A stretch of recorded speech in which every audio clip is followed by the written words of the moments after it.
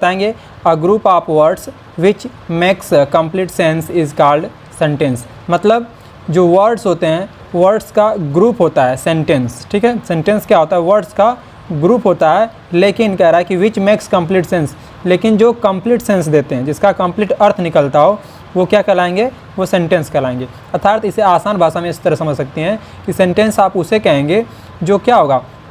Words का समूह होता है। मतलब वर्ड्स का समूह होगा और उसमें दो कंडीशन होगी कि वर्ड्स का भी समूह होगा और उसमें जो है उसका जो वर्ड्स का समूह होगा उसकी कंप्लीट सेंस भी निकलना चाहिए। मतलब जैसे आप इसे देख सकते हैं, ही इज़ ए टीचर। इसमें देखिए ही एक वर्ड हो गया, इज एक वर्ड हो गया, ए एक वर्ड हो गया और टीचर एक वर्ड हो गया। तो इसमें टोटल वर्ड कितने? ही इज़ ए टीचर में 4 वर्ड हैं। ठीक है, अब 4 वर्ड को हम एक में जोड़ दिए हैं तो बन गया क्या? He is a teacher. अब ये हमने आपसे कहा कि a group of words, sentence क्या होता है? अ ग्रुप ऑफ वर्ड्स होता है। मतलब वर्ड्स जो होते हैं उसका ग्रुप होता है। तो ये ग्रुप तो हो गया। ठीक है, फिर कह रहा है कि विच मेक्स कंप्लीट सेंस, जो कंप्लीट सेंस भी देना चाहिए। ठीक है, यदि हम कह दें कि ही इज़ अ टीचर, तब तो कंप्लीट सेंस दे रहा है या ग्रुप भी है। और सिर्फ इस तरह कह दें कि he is a, he is a बस कह दें, आप टीचर हटा दें, तो क्या यह सेंटेंस पूरा कंप्लीट हो रहा है? नहीं हो रहा है। सिर्फ यदि कहेंगे ही इज़ ए, तो वह है एक, अब क्या है? पूरा अर्थ नहीं प्रकट हो रहा है। जब अर्थ नहीं प्रकट होगा, वो भले ही ग्रुप हो सेंटेंस का, ठीक है, वर्ड्स का ग्रुप हो, लेकिन उसे आप सेंटेंस नहीं कर सकते। कहने का मतलब है कि वर्ड्स का ग्रुप भी होना चाहिए और उसका कंप्लीट सेंस भी निकलना चाहिए। यदि ये 2 शर्तें रखेंगी तब उसे आप सेंटेंस मानेंगे, अर्थात आप सेंटेंस नहीं मानेंगे। ठीक है, तो आप डिफिनीसन ये बताइएगा कि सेंटेंस किसे कहते हैं? A group of words which makes complete sense is called sentence. मतलब जो सेंटेंस होता है वो वर्ड्स का ग्रुप होता है और उसका जो है कंप्लीट अर्थ भी निकलना चाहिए, तभी आप उसे क्या कहेंगे? सेंटेंस कहेंगे। जैसे एग्जाम्पल के रूप में आप बता सकते हैं, ही इज़ अ टीचर, वह एक अध्यापक है। इसमें देखिए ही एक वर्ड हो गया, इज़ एक वर्ड हो गया, एक वर्ड हो गया और टीचर एक वर्ड हो गया। चारों को, ये 4 वर्ड हो गए। ठीक है, ही इज़ ए टीचर, चारों वर्डों को जोड़ दिया गया तो अब पूरा निकलेगा ही इज़ अ टीचर। अब इसका पूरा अर्थ निकल रहा है कि वह एक अध्यापक है। यदि हम कहते हैं कि ही इज़ ए, तो ये सेंटेंस पूरा नहीं निकल रहा है अर्थ, तो इसका आप कहेंगे कि ही इज़ ए सिर्फ अगर लिखेंगे तो ये सेंटेंस नहीं कहलाएगा। यदि पूरा अर्थ निकलेगा कि ही इज़ अ टीचर, तो इसका कंप्लीट अर्थ निकल रहा है, तो इसे आप सेंटेंस कह सकते हैं। उसी तो दूसरा है you are going to school. You are going to school में देखिए यू एक वर्ड हो गया, आर एक वर्ड हो गया, गोइंग एक वर्ड हो गया, टू एक वर्ड हो गया और स्कूल एक वर्ड हो गया। तो टोटल कितने वर्ड हो गए? 1 2 3 4 5। ये जो बना है you are going to school, ये इसमें 5 वर्ड हैं। ठीक है, 5 वर्ड को इसमें ऐड किया गया है, तो ये हो गया you are going to school. अब इसका पूरा अर्थ भी निकल रहा है कि you are going to school, यानी तुम स्कूल जा रहे हो, कंप्लीट अर्थ दे रहा है, तब इसे आप सेंटेंस कहेंगे। अर्थात आप यदि इस तरह कह दें यू आर गोइंग टू, ठीक है, सिर्फ आप कह दीजिए यू आर गोइंग टू, तो इसे आप सेंटेंस नहीं कहें। क्यों? क्योंकि इसका अर्थ नहीं निकल रहा। बात समझ में आ गई? अब समझ में आ गई होगी। अब अगला सेंटेंस देख लीजिए, दिया she has a pen. She has a pen यानी उसके पास एक कलम है, तो सी एक इसमें वर्ड हो गया, हैज़ एक वर्ड हो गया, एक वर्ड हो गया और पेन एक वर्ड हो गया। इसमें भी 4 वर्ड हैं। ठीक है, 4 वर्ड हैं। अब 4 वर्ड को हम इसमें जब जोड़ेंगे तो हो गया सी हैज़ अ पेन, यानी उसके पास एक कलम है। अगर इस तरह से इसे हम क्या कहेंगे? कंप्लीट अर्थ भी दे रहा है।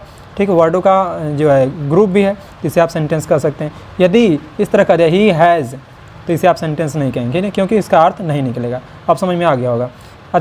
अब आगे देखिए, अब आपसे पूछा जाए कि सेंटेंस कितने प्रकार के होते हैं। ठीक है, तो आप बताएंगे कि there are 5 kinds of sentence. जो सेंटेंस होते हैं वो कितने प्रकार के होते हैं? तो आप बताएंगे there are 5 kinds of sentence. जो सेंटेंस होते हैं वह 5 प्रकार के होते हैं। ठीक है, जो पहला सेंटेंस होता है उसे क्या कहते हैं? जो पहला है उसे आप कहते हैं डिक्लेरेटिव सेंटेंस या तो असर्टिव सेंटेंस। डिक्लेरेटिव सेंटेंस या असर्टिव सेंटेंस दोनों एक ही है। कहीं कहीं आपको डिक्लेरेटिव सेंटेंस मिलेगा और कहीं कहीं असर्टिव सेंटेंस मिलता है। जो डिक्लेरेटिव सेंटेंस या असर्टिव सेंटेंस होते हैं उसमें क्या कहते हैं? वो क्या करते हैं? मेकिंग अ स्टेटमेंट, उसमें एक स्टेटमेंट दिया होता है। ठीक है, और उसके लास्ट में फुल स्टॉप भी होता है। जैसे वी आर प्लेयर्स, हम खिलाड़ी हैं, एक स्टेटमेंट है। You are going to school, ठीक है, तुम स्कूल जा रहे हो, ये भी क्या है? असर्टिव सेंटेंस है, अर्थात डिक्लेरेटिव सेंटेंस इसे कह सकते हैं। ठीक है, अब ये भी देख सकते हैं कि डिक्लेरेटिव सेंटेंस जो होता है वो सिंपल भी होता है और नेगेटिव भी होता है। सिंपल में कौन है? वी आर प्लेयर्स और you are going to school, ये सिंपल डिक्लेरेटिव है अर्थात असर्टिव है। और she is not reading a book, ये जो है नेगेटिव हो जाएगा। ठीक है, तो डिक्लेरेटिव सेंटेंस अर्थात जो असर्टिव सेंटेंस होते हैं वो 2 प्रकार के होते हैं, एक सिंपल होता है और एक नेगेटिव होता है। अब उसके बाद जो अगला सेंटेंस हमारा आता है वो आता है इंट्रोगेटिव सेंटेंस। ठीक है, वो कौन सा आता है? Interrogative sentence. इंट्रोगेटिव सेंटेंस किसे कहते हैं? जो इंट्रोगेटिव सेंटेंस होते हैं उसमें questions are asked in interrogative, अर्थात जो इंट्रोगेटिव सेंटेंस होंगे उसमें क्वेश्चंस पूछा जाएगा। क्या पूछा है? क्वेश्चंस, यानी आपसे प्रश्न पूछा जाता है। यदि कोई सेंटेंस दिया गया है, कोई वाक्य दिया गया है, उसमें यदि आपसे प्रश्न पूछ रहा है तो आप समझ जाइए वह इंट्रोगेटिव सेंटेंस है।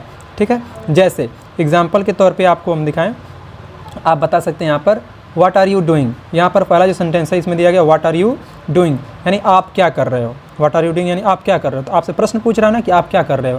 तो यहाँ एक इंप्रेटिव, ये कौन सा हो गया? इंट्रोगेटिव सेंटेंस हो गया। इसमें पूछ रहा है कि व्हाट इज़ योर नेम, आपका क्या नाम है, तो इसमें प्रश्न पूछा जा रहा है, तो ये क्या हो गया? इंट्रोगेटिव सेंटेंस हो गया। Are you going to school, क्या आप स्कूल जा रहे हैं, क्या आप स्कूल जा रहे हैं, तो ये भी प्रश्न पूछा जा रहा है। तो यानी कि आप समझिए कि जो भी इंट्रोगेटिव सेंटेंस होता है उसमें क्या करेगा? प्रश्न पूछा जाएगा। ठीक है, उसमें क्या होगा? प्रश्न पूछा जाएगा। और उसकी सबसे बड़ी पहचान ये होती है इंट्रोगेटिव सेंटेंस की कि उसके लास्ट में ये क्वेश्चन मार्क जो है सेंटेंस के लगा रहता है। ठीक है, ये दो हो गया। अब अगला जो सेंटेंस हम देखेंगे इम्परेटिव सेंटेंस। ठीक है, अगला सेंटेंस जो आता है वो क्या है? Imperative sentence. अब इम्परेटिव सेंटेंस आप किसे कहेंगे? आप बताएंगे जो इम्परेटिव सेंटेंस होता है, ठीक है, जो इम्परेटिव सेंटेंस होता है उसे क्या कहेंगे? इम्परेटिव सेंटेंस में होता है कि an imperative sentence gives an order, request and advice. जो इम्परेटिव सेंटेंस होता है उसमें आपको कोई ऑर्डर देगा, या तो आपसे कोई रिक्वेस्ट करेगा, या तो आपको कोई एडवाइस देगा, यानी सलाह देता है। तो आप जो भी सेंटेंस यदि आपको दिखाई दे और उस सेंटेंस का आप अर्थ निकालिए। अर्थ निकालने के बाद यदि आपको लग रहा है कि कोई आपको ऑर्डर दे रहा है, या लग रहा है आपको कोई रिक्वेस्ट कर रहा है या एडवाइस दे रहा है, तो आप समझ जाइए ये कौन सा सेंटेंस है? Imperative sentence. जैसे पहला जिसमें दिया गया है यू गो देयर। ठीक है, इसमें दिया है गो देयर, तो गो देयर मतलब वहाँ जाओ। आपको ये ऑर्डर दे रहा है कि गो देयर, वहाँ जाओ, कम हियर, यहाँ आओ, ये ऑर्डर दे रहा है। ठीक है, तो ये कौन सा हो गया? इम्परेटिव सेंटेंस हो गया। ये आपसे कह दिया जाए please give me a book, कृपया मुझे एक किताब दीजिए, या please give me a pen, कृपया मुझे एक पेन दीजिए, या please give me my salary, कृपया मुझे मेरी सैलरी दीजिए। ठीक है, तो ये आप ये देखिए इसमें क्या होगा? रिक्वेस्ट कर रहे हैं, और इन दोनों में आप ऑर्डर दे रहे हैं। ठीक है, तो जो भी इम्परेटिव सेंटेंस होगा उसमें या तो ऑर्डर दिया जाएगा या तो रिक्वेस्ट किया जाएगा, और नहीं तो उसमें आपको एडवाइस दिया जाएगा। जैसे टेक मेडिसिन एट टाइम, ये आपको कौन? डॉक्टर जो होते हैं वो सलाह देते हैं कि टेक मेडिसिन एट टाइम, कि हमें जो है अपनी दवा समय पर लेनी चाहिए। ठीक है, तो ये भी समझ में आ गया कि जो इम्परेटिव सेंटेंस होता है उसमें आप कोई ऑर्डर देगा, एडवाइस देगा, या आपको से कोई रिक्वेस्ट करेगा। ठीक है, इम्परेटिव सेंटेंस की सबसे मोस्ट इंपॉर्टेंट बात होती है कि इसमें यू छिपा होता है। यू क्या होता है? छिपा होता है। जैसे हमने आपसे कह दिया कि गो देयर, वहाँ जाओ, तो किसे कह रहे हैं? आपको ही कह रहे हैं कि गो देयर, वहाँ जाओ, तो इसमें यू छिपा होता है। तो आप बताएं कि जो इम्परेटिव सेंटेंस होता है उसमें यू छिपा होता है और उसमें ऑर्डर, रिक्वेस्ट या एडवाइस दी गई होती है। ठीक है, अब आता है अगला सेंटेंस एक्सक्लामेटरी सेंटेंस। अब एक्सक्लामेटरी सेंटेंस जो होता है उसमें क्या होता है? आप बताएंगे जो एक्सक्लामेटरी सेंटेंस होता है वो क्या करता है? तो आप बताएंगे express strong emotion, excitement and and with exclamation mark. इसमें तीन जो है मेन पॉइंट होते हैं। ये एक्सप्रेस करता है, क्या व्यक्त करता है? Strong emotion.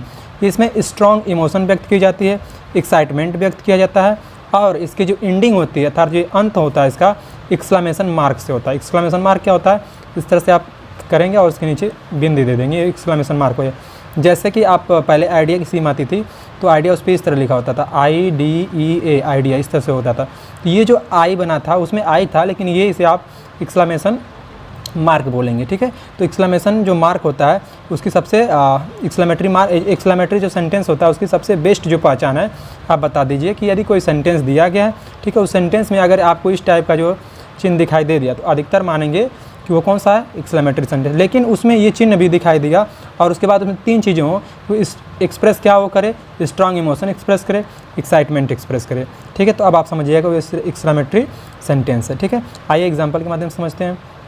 इसमें देखिए दिया गया है कि what a beautiful day it is, यह कितना सुंदर दिन है।